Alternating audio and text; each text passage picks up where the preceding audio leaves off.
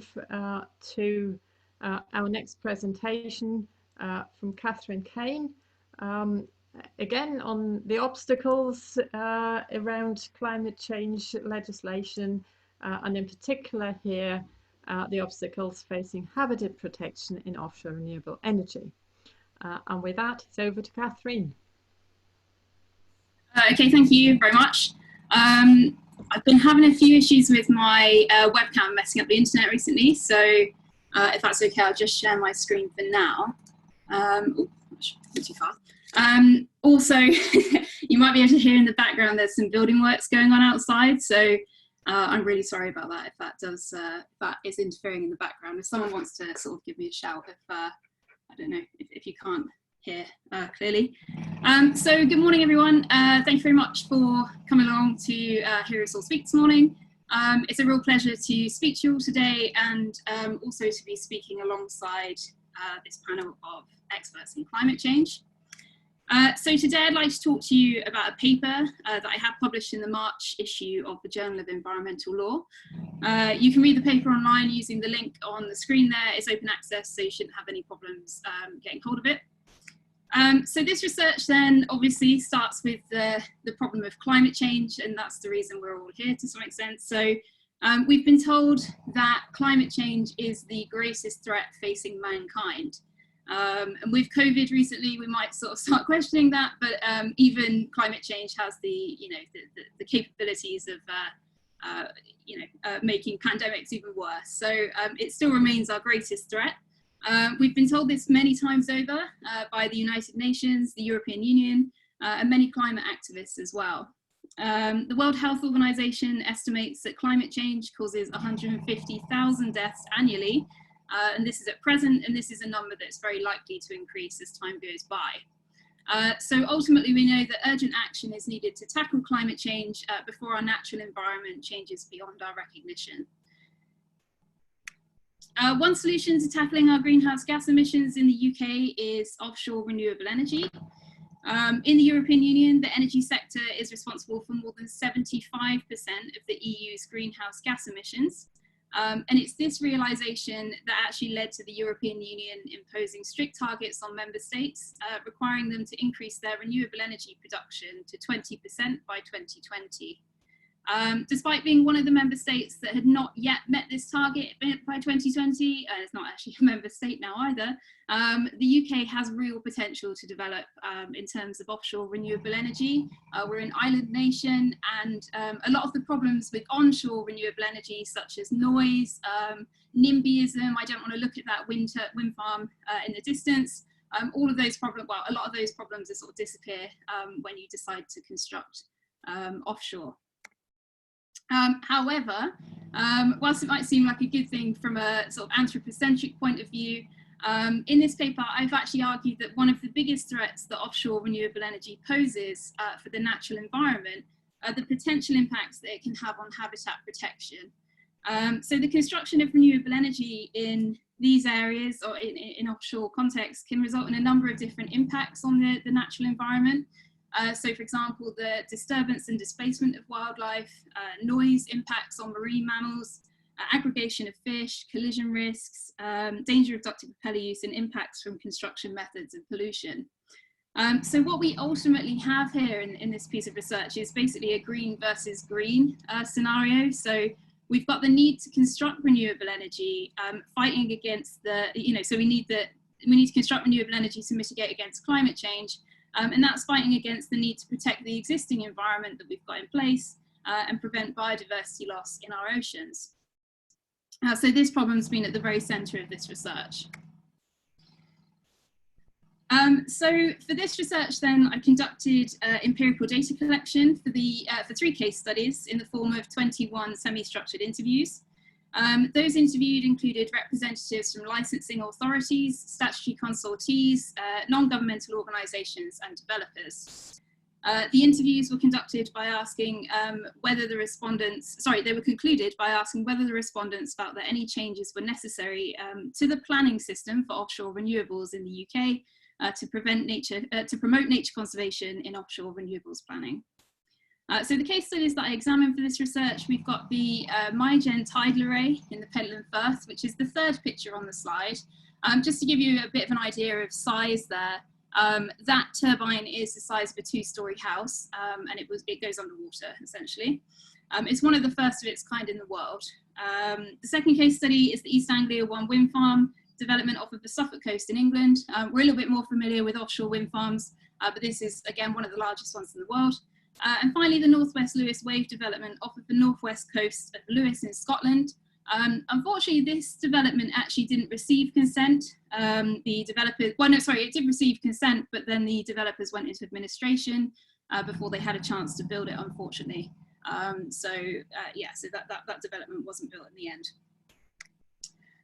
So from the interviews conducted, I found that whilst habitat protection is integrated into the planning processes for offshore renewables in England and Scotland, 4 obstacles exist in the consenting processes which hinder the full assessment of something called cumulative and in combination impacts. So the definition of these terms are on the slide, and they're actually a requirement of environmental impact assessment, or EIA, as Benoit just introduced in the previous talk. Essentially, a developer must not only consider the impacts from their own development when they're conducting their EIA and applying for development consent, but they also need to consider the impacts that their development will have when combined with other developments that are constructed nearby, and also those that are not yet operational. So for example, for offshore wind farms, one wind farm of 80 turbines in a flight path of a sensitive bird species, that might not pose a problem on its own. That species of bird may be able to cope with that level of obstacle. However, when you combine this with 3 other wind farms in the vicinity, the capacity of that species of bird to deal with this many obstacles in their flight path may become too much, and it may prove to be fatal for that sensitive species of bird. So it's very important that we do assess cumulative and in combination impacts when we're planning where to put these offshore renewable developments. So the 4 problems that I've identified with the system in the article, they largely come down to the way in which the consenting process in England and Scotland is structured. Unfortunately, I don't really have enough time to work through each of these findings and recommendations individually, but they are discussed at length in the article if you want to read about them in more detail. Just to give you a general idea though, the changes all relate to the way in which the system stacks together. I'm sorry, that drill isn't going to stop. As the Crown Estate own the majority of the seabed in the UK, they're responsible for selecting areas of the seabed and then leasing them to developers to construct their offshore renewable developments on. The Crown Estate then ultimately has a significant amount of power when they decide where these leased zones should be. They're the ones that decide where they should be. But with this power comes great responsibility to pay careful consideration to the way in which environmental impacts and cumulative impacts of developments are assessed. However, due to the way in which European law on environmental impact assessment is structured, this responsibility is usually placed upon the developer. Certainly for onshore developments, you would assume that the developer is the one considering the cumulative and in combination impacts. So the recommendations that I've made in this article suggest that the planning process that ultimately works quite well on land isn't fully fit for purpose when it comes to developments at sea. Amongst other things, I've argued in this paper that the Crown Estate should take a greater responsibility for environmental assessment at the leasing stage, that the process needs to be altered to prevent what I've ultimately termed as the race to the water. This is where developers are rushing in their applications to ensure that they're sort of the first one to get their development consent, and then they don't need to worry about the cumulative and in combination impacts of other developments. I think we need to take more of a strategic approach at Crown Estate level to make sure that these cumulative and in combination impacts are really being considered early on. So that's just a brush through of the points on in the article. I'm happy to talk about them with anyone in more detail if you want to. I think maybe as a potentially non-specialist audience, I don't need to go into them in much detail. But so I just wanted to sort of think about the potential comparative findings from this research.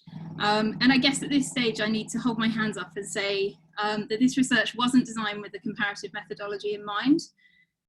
So it does make me feel like a bit of a fraud saying that to this group. But as the interviews took place and the findings of the research started to take shape, I began to learn that there are some fundamental differences in the approaches that are taken in England compared to the approach that's taken in Scotland. So that is something that has started to appear of interest. And I think it sort of links into what Benoit was saying about the need to use a comparative approach when we're, seeing how these mechanisms work. So you can see from the table on the slide, apologies that diagram's very small, I couldn't make it any bigger on the slide, but you can see from the table that there are a few similarities that I could think of, and also a number of differences in the approaches that England and Scotland take when it comes to the consenting for offshore renewables. The differences that I've pointed out all arose from the interviews, so it was all from the respondents who claimed these were the key differences between the approaches in England and Scotland. So to start with the similarities then, we know that both sets of systems require a number of environmental assessments. You've got strategic environmental assessment, environmental impact assessment, and also appropriate assessment, because these are all requirements that are placed on the UK from the European Union when we were a member state there. So we've still got that law in place. Therefore, we can see that legislation largely mimics the other. So, for example, the Town and Country Planning Act and the Town and Country Planning Scotland Act, if you put those two pieces of legislation side by side, they do actually look quite similar with their aims and their content. However, whilst there are some similarities in the law of the two nations, the interviews for this research found that actually there are some important differences. So, for example, the timeframes in the consenting processes differed between the two nations. So in England, we've got a strict 6-month timeframe to examine applications. This is known as the PINS process, whereas in Scotland, there is no time limit set, so it takes as long as it takes. There is still an average amount of time that an application would take, but you're not restricted to the 6-month timeframe. Respondents seem to be conflicted about whether this is a good or a bad thing. So you had some environmental organisations and statutory stakeholders. They argued that having a set time frame in the process was actually too rigid and that it didn't allow for a thorough examination of complicated impacts, for example, cumulative and in combination impacts of developments. But then you had others, mainly developers, who argued that the system in England was better because they had a clear idea of when they would receive an outcome for their development consent application. So if you know you're going to get your answer in 6 months, that solves a lot of other problems that developers are contending with, mainly financial. Another key difference that was raised by respondents in the interviews for this research was the fact that Scotland participate in far more proactive consultation than in England. When a development application is received for consideration in Scotland, the relevant, and this comes back to what Benoit was saying about who's consulted. In Scotland, the relevant decision maker will actively inform environmental organisations and other interested stakeholders that the application has been received, and they'll direct them to the documents for review. However, in England, this doesn't happen. Interested stakeholders are required to search for the documents themselves, thus leading to the potential for some applications to be missed. I'm not sure in reality whether they are, because you think there are people whose job it is to look out for these applications and then to comment on them accordingly, but there is that potential. So it's just a slight difference in approach there. Another key theme that arose out of the interviews then is sort of a general feeling that the Scottish Government were far more committed to creating an ambitious and strategic approach to the development consent process for offshore renewables in Scotland. Part of this was demonstrated with the fact that the baseline monitoring requirements were argued to be stricter in Scotland, although ultimately, again, it's another situation where at the end of the day, the same amount of assessment was conducted. But you could argue that all of this can be traced back to the political incentivisation in Scotland for renewable energy. So you might be aware, in 2009, the Scottish Government set a target for 100% of their electricity to be produced from renewable sources by 2020. According to an article at the start of the year, they're actually on course to meet this target, which is an absolutely amazing achievement. Westminster, on the other hand, has not been quite so forward-thinking when it comes to renewable energy. With each government that comes into power, they seem to change the course of our energy production. So, for example, you might remember David Cameron wanted fracking a few years ago, and now I think we're moving into nuclear.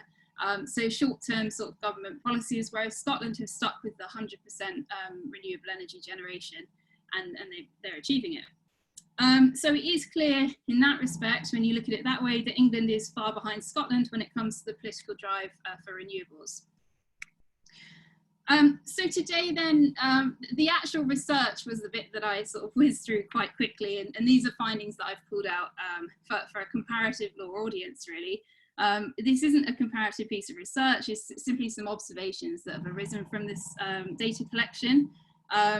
But I do think that there is further scope for comparative work to go to take forward and take out of this. So this further research, it could actually also take into account a number of changes that have occurred since the data was originally collected for the project. So for example, we've had Crown Estate devolution, which is actually, it was argued by one of the respondents at the time to be something that would only enhance the strategic approach that they take in Scotland. So Scotland could pull away even further from England in that respect. So the Crown Estate, Scotland now take responsibility for leasing the seabed areas in Scotland, and the Crown Estate remain in control in England. We've also had Brexit since that time, so now we're in a position where these targets may well not apply to us going forward. And also the various European directives, which is so important in this area. I can't stress how much they've shaped this area. Who knows what's going to happen to those going forward, and what our government will decide to do with this going forward. And finally, we've had COVID-19 and the subsequent recession that's caused. This could also have a significant impact on the renewable sector due to a shift in available funding. Politicians love to use planning law as their sort of political football, and when things are going badly, we plough lots of money into planning law. So there's a good chance that that could impact on this as well. So essentially what I thought was a piece of research that was sort of done and dusted. If anything, this is probably the start, and there's real scope for comparative work in this area going forward. Okay, so I will stop now. I really hope you've managed to hear that and not just a drill outside. If anyone's got any questions, obviously at the end of everyone's talks, happy to take them, or please feel free to drop me an email and I can talk about it more over email. Okay, thank you. Thank you very much, Catherine. That was really good, and we could hear it fine. We could hear the drill as well, but we could hear your presentation fine, so don't worry.